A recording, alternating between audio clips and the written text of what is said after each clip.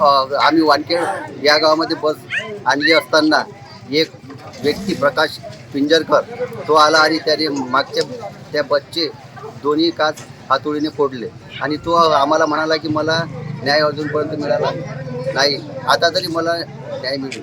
परंतु असं जर होत राहिलं तर आमच्या जीविताला हानी पोहोचेल.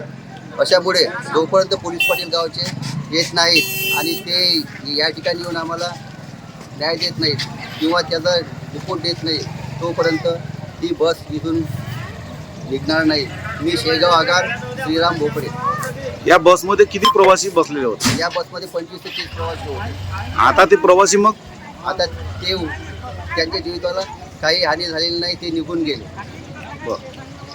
ठीक आहे. तुमची काय मागणी आहे मग आता?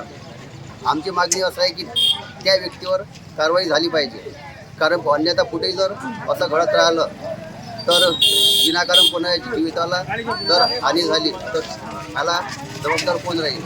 मग आता तुम्ही बस काढणार नाही का इथून? नाही, आम्ही काढणार नाही. जोपर्यंत पोलीसची गाडी येत नाही किंवा पंचनामा करत नाही तोपर्यंत आम्ही इथून बस हलवणार नाही.